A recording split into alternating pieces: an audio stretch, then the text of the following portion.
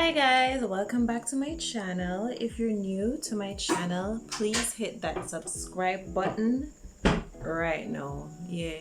You do it? You do it? And the notification? Alright, good. If you're not new, welcome back. Okay, so today we'll be discussing things that nobody told you that was gonna happen during pregnancy and even after pregnancy.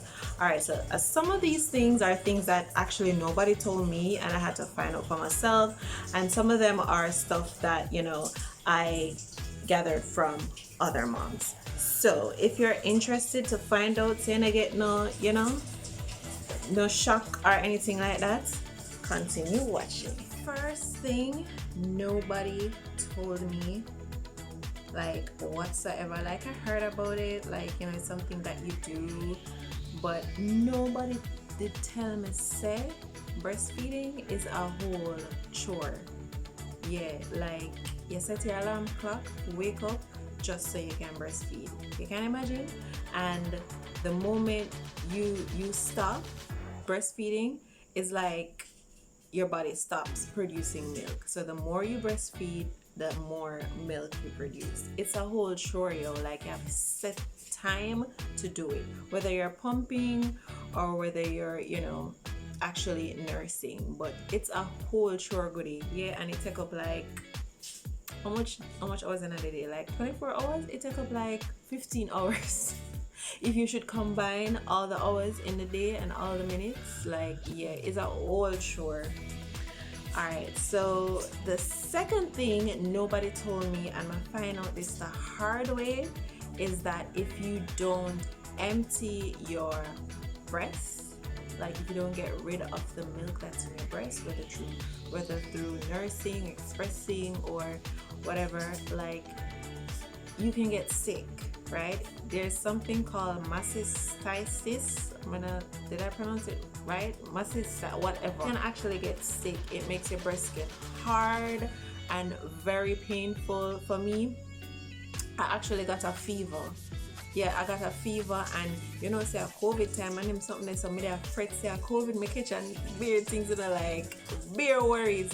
But when I spoke to my doctor and explained the symptoms, he was like, did you not breastfeed at a particular time? And yeah, I only didn't breastfeed for like one day, because I believe the day was my birthday. And so I went over, we were over my sister, we had a little yard picnic, and it did just take up the whole of my time. And them time them did just have baby, I never did so keen on like breastfeeding in public and all of them something. So I just gave the baby a bottle, and I never remember for express, because by the time I reached home I was so tired. But you see, the morning when I wake up, my breast them hard, I have fever.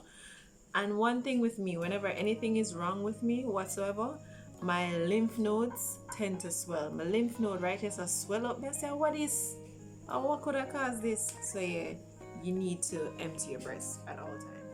So the next thing nobody told me is that breastfeeding makes you hungry. Actually, I heard that breastfeeding makes you lose weight. Me, no sir, breastfeeding made me hungry right around the clock. Hungry and thirsty. As I breastfeed, is like, if I ate something now and then I breastfeed, is that me never eat nothing at all. And then when I done breastfeed, is like my appetite, it just open up. Thirsty. I know the recommended you're supposed to drink what, 8 glasses of water per day. When I breastfeed, I'll 16 glasses I drink. Yeah, I just feel extra thirsty and extra hungry all the time. So that weight loss, something that wouldn't say breastfeed, it never worked for me.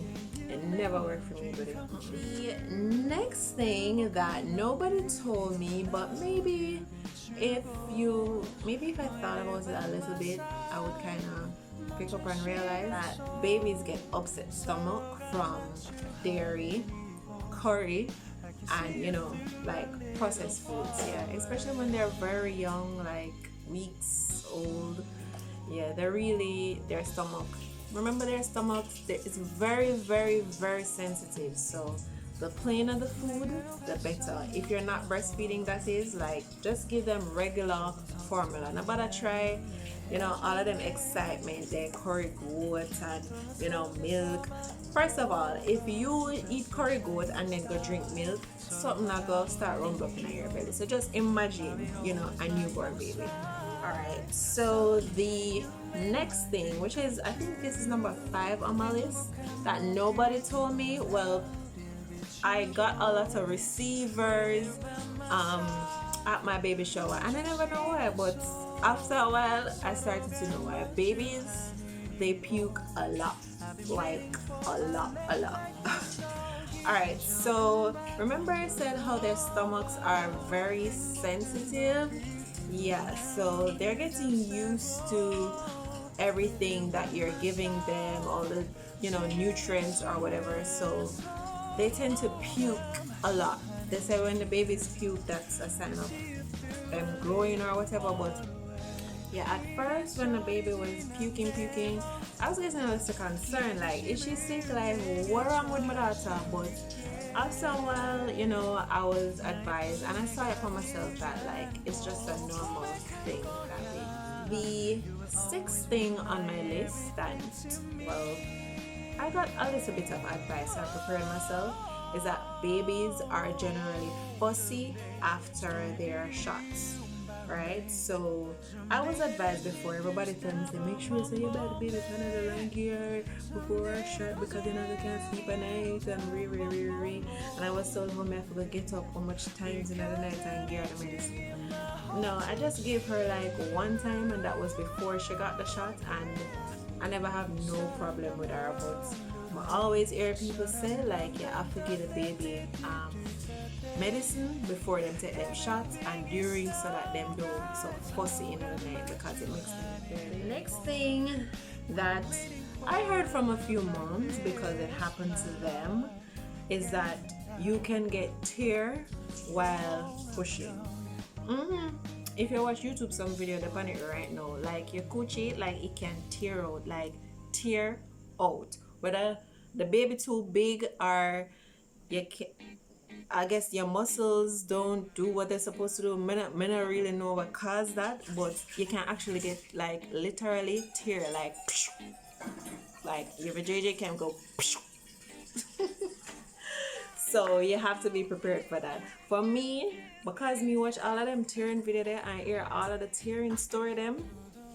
When them tell me to push, as much as like I felt like a strong urge to just push, that's how when me push. May I cross my legs, and I was practicing my Kegels before, honey. So, may I clench up, because I say, I don't want a baby I go drop out, or it come out when enough to come out, and then it go damage my little chun, and then me at them I go sew me up back and all of them something. I never want to excite me. Like, I conditioned my mind from the get-go, so this pregnancy, this delivery is just going to be simple, like boom, bang, bang, no like an extra, no, none of them drama something there. So when them say push, me I listen, like say yes, that's when me for push. But now I push before my time, because I can't manage to tear something there. So after you get tear, I believe that they sew you up, and then you have to get what's called a sitz bath, and sit in it and get vaginal steam and all of them something there. Yeah, so when they tell you to push, that's when you should push, okay? Try to control the urge, okay? And practice your Kegel, ladies, because it does help. The next thing, the other thing that I heard is that you can also defecate while pushing. When baby's about to come out, it's a similar sensation to when you want to defecate. You can imagine that, like put a piece of something. Yeah, but it's a similar sensation to when you feel like you need to go. Hence why a lot of persons end up pushing and getting torn before they're actually ready, because it's something very hard to control. All right, so you can defecate. You have to research. I'm not sure why that happens, but I'm guessing if you ate a lot before, which a lot of women tend to do right before, they go into the delivery room, and then you're pushing so hard. Obviously, if something there store up in your belly before, like it just gonna come out. Yeah. And I'm advised that that can actually lead to complications as it relates to the baby. So be careful, and if you can, ask for enema so that cleans you out before you're actually ready for push and things. So none of them something there knock up on the baby head, and yeah. Alright, so the other thing that nobody really talks about this, but it actually affects a lot of women, more than what we know. It actually affected a dear friend of mine, and it is being pregnant does not guarantee that you'll actually get the baby at the end. There are many women in Jamaica, in the Caribbean, all over the world, who carry full-term pregnancies but experience loss right at the end of the pregnancy, or even in the middle of the pregnancy. And that's something that a lot of persons do not talk about, and we need to be informed, because this is something real, and this is something that does happen.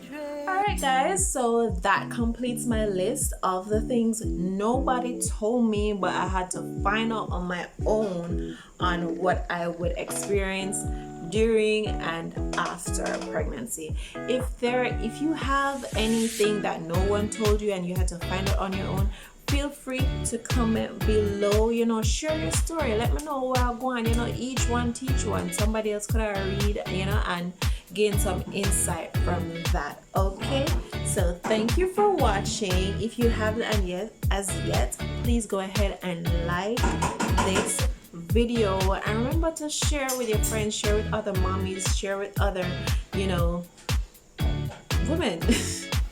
All right, thanks for watching. Bye.